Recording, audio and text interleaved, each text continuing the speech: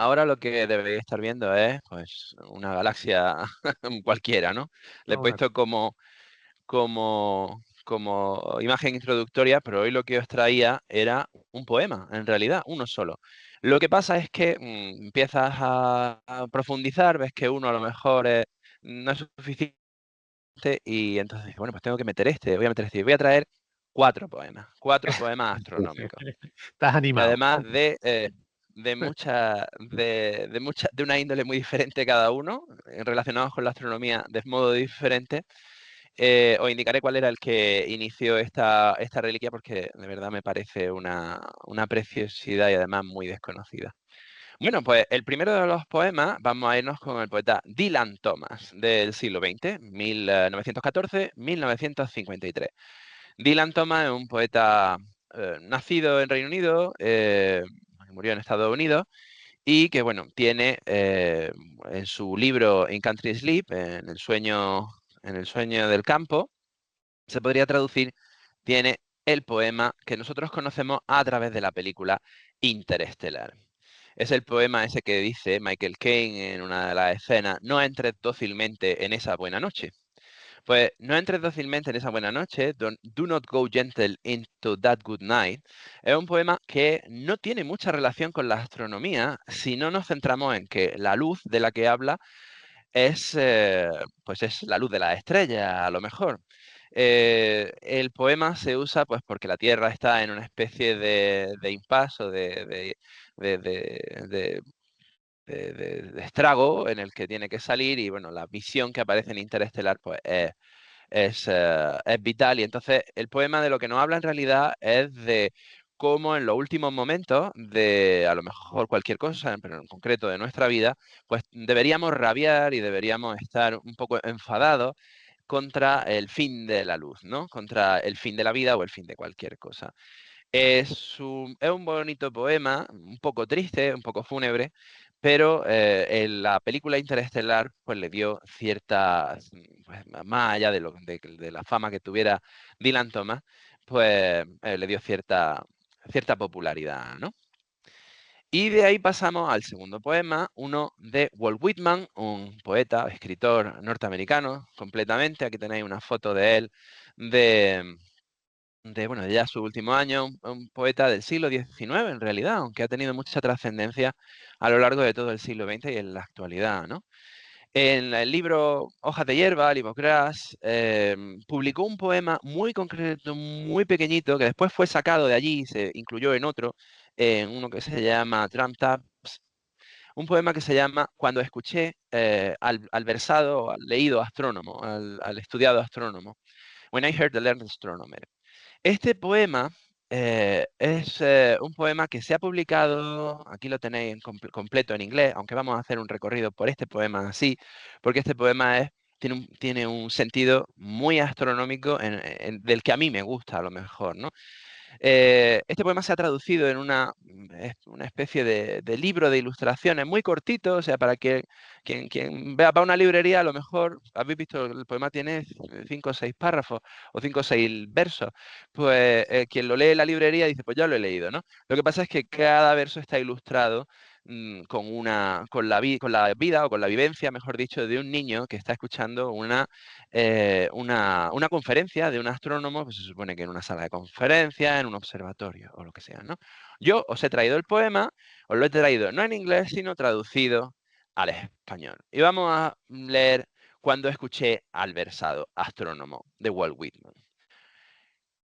Cuando escuché al versado astrónomo, cuando las pruebas, los gráficos fueron ordenados en columnas ante mí, cuando se me mostraron las cartas y los diagramas que se sumaban, dividían y se medían, cuando yo, allí sentado, escuché al astrónomo impartiendo con mucho aplauso en la sala de conferencias, cuán pronto, inexplicablemente, me sentí cansado y mareado, hasta que al levantarme y deslizarme fuera, me alejé en el místico aire húmedo de la noche, y de tanto en tanto alzaba la vista en perfecto silencio hacia las estrellas.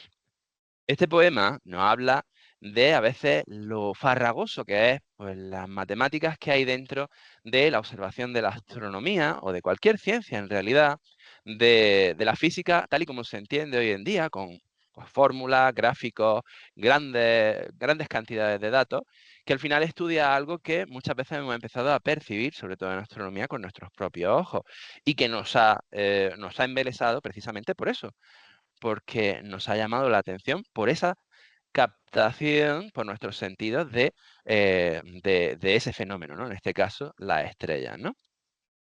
Cogí este poema porque es contemporáneo. Walt Whitman, de alguna forma, contiene la vida de otra poetisa, ya solo vamos a hablar de mujeres en los dos que nos quedan, de otra poetisa que vivió brevemente, tristemente, en el siglo XIX, que fue, que bueno, vamos a hablar primero de otra cosa.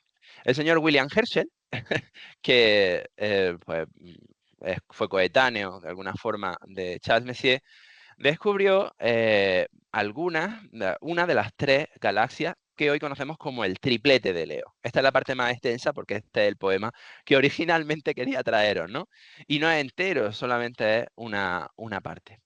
Bien, pues el triplete de Leo está configurado por M65, M66, ambas descubiertas por Charles Messier, y la tercera es NGC 3628.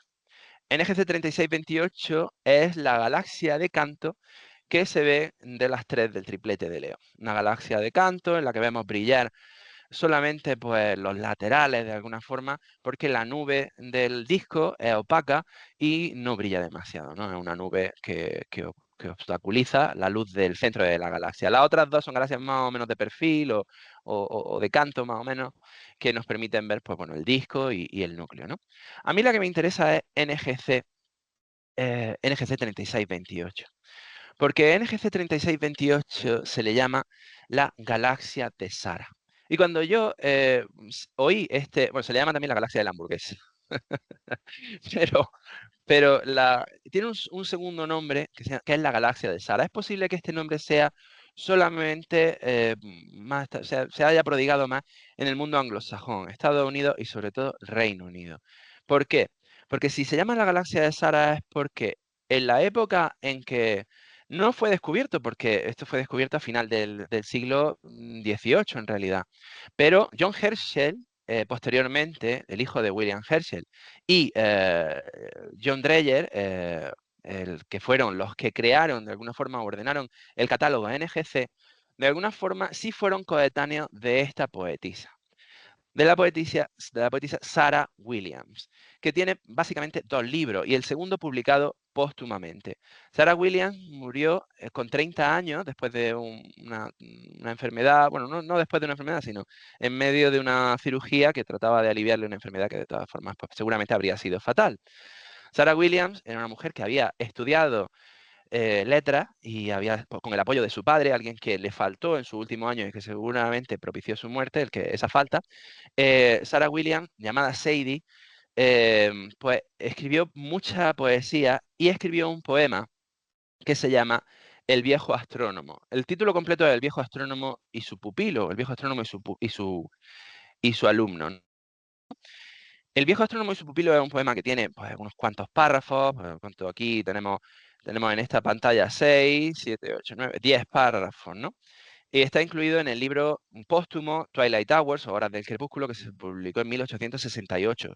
Se publicó pocos meses después de que ella muriera en abril. Lo que a mí me interesa de este poema es un párrafo en concreto, ni siquiera un párrafo, dos versos. Vamos a leer todo el párrafo, pero sé que no se dice párrafo. Esto se organiza de otra forma, pero ahora mismo no me viene a la cabeza. Hay 4 versos que se organizan, los estoy buscando aquí.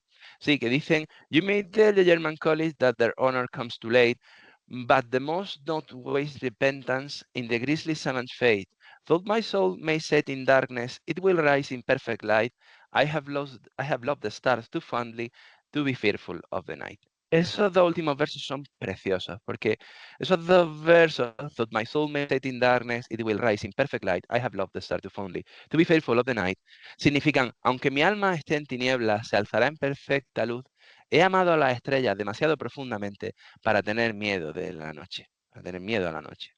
Sarah Williams seguramente tendría cierta sensibilidad con las estrellas y cuando escribió este poema de un astrónomo en su lecho de muerte hablando con su alumno, de alguna forma captó que la oscuridad de la noche no era tal para el astrónomo, sino que estaba llena de la luz que él siempre había amado, ¿no? Y que no podía tenerle miedo a esa oscuridad.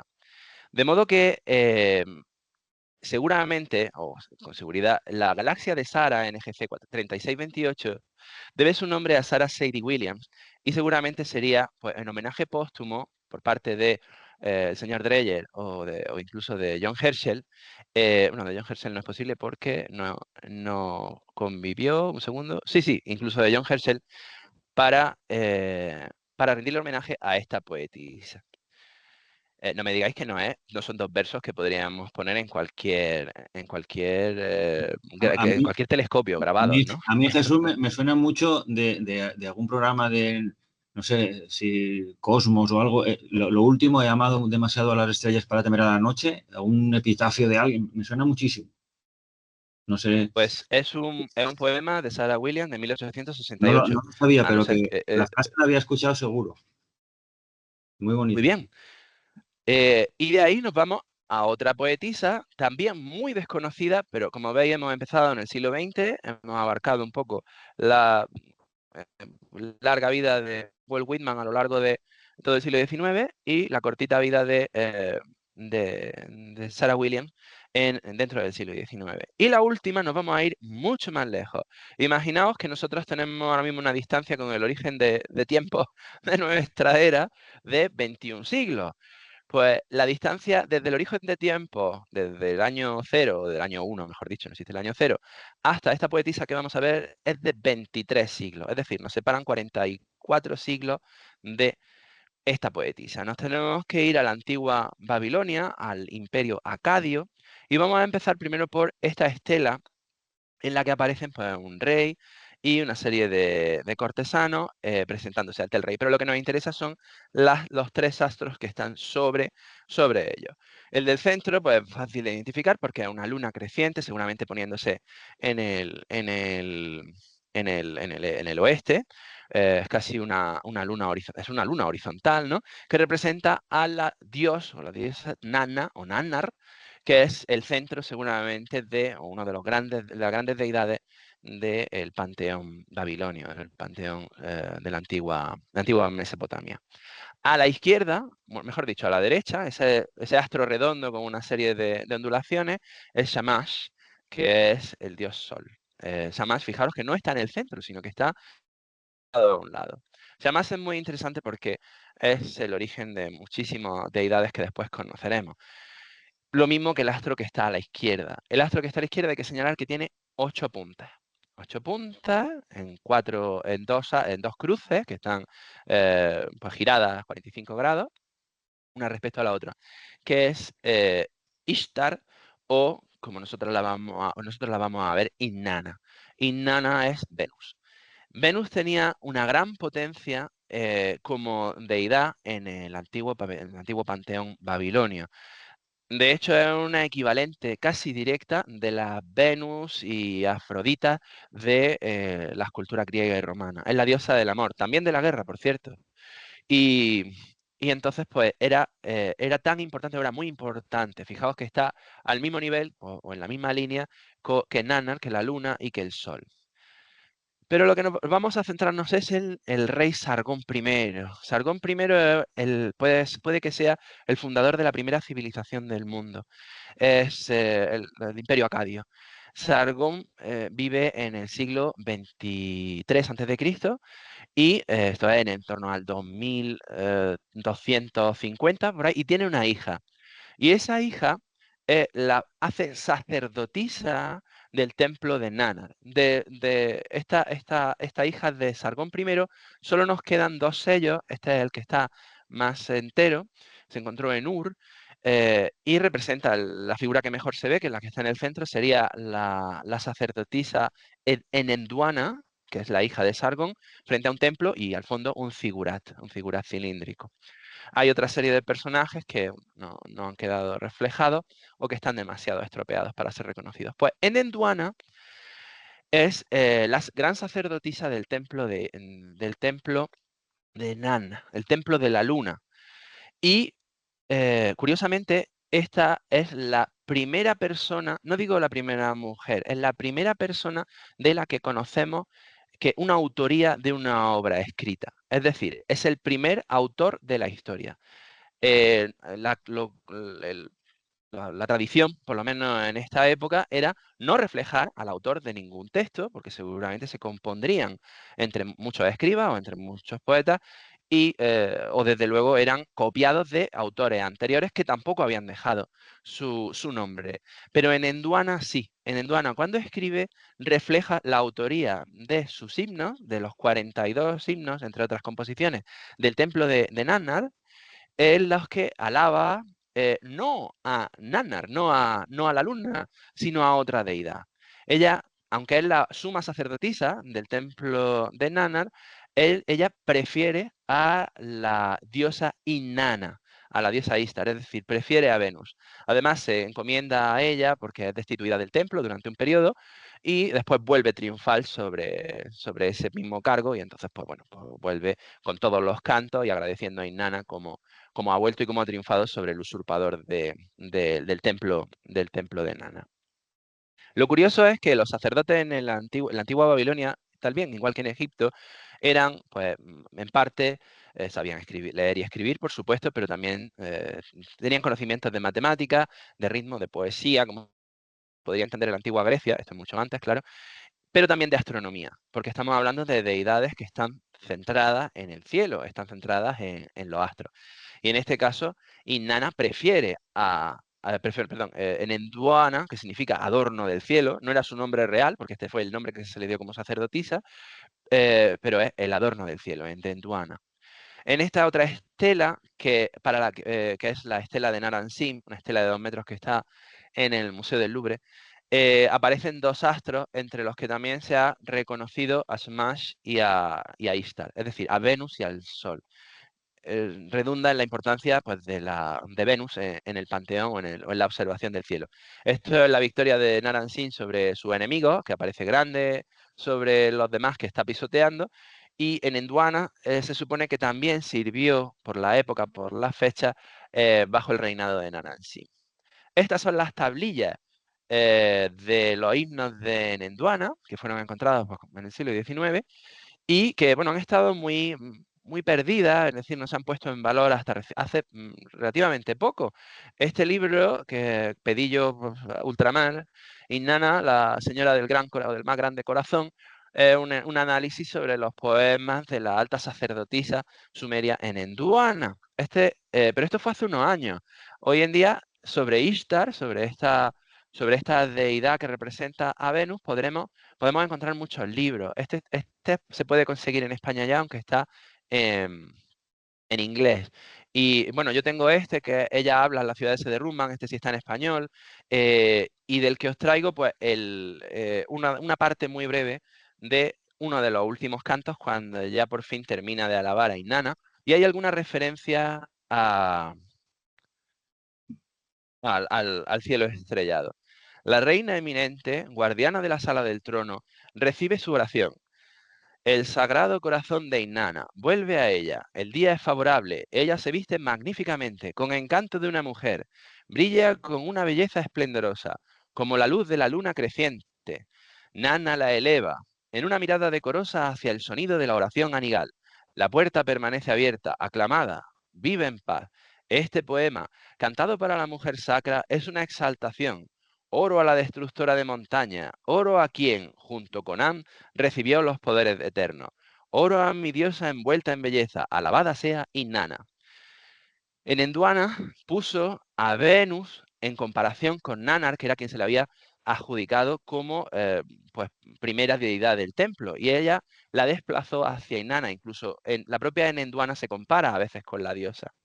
Y este es el primer poema, el primer texto del que conocemos un autor, un nombre de quien lo escribió, y que tiene referencias ligeras, porque está dentro del panteón babilonio, sumerio o acadio, a la astronomía, muy veladas, y en las que, bueno, pues nos pone en igualdad de condiciones a esa luna creciente que a veces vemos, como hemos visto en las estela en la que aparecían los tres astros y la pequeña luna creciente, y a la estrella Venus. Tenemos que tener en cuenta que estas cosas siguen ocurriendo hoy en día. No hay nada más que ver muchísimas banderas, en concreto la bandera de Turquía, en la que la luna creciente aparece junto a una estrella, que no es una estrella cualquiera, es la estrella Venus y que es el símbolo de naciones enteras. En este caso, pues bueno, de Turquía. Así que esos astros nos siguen impresionando a nosotros y siguen creando pues fascinación por el cielo. Y estos son los 4 poemas astronómicos que te quería traeros en esta ocasión.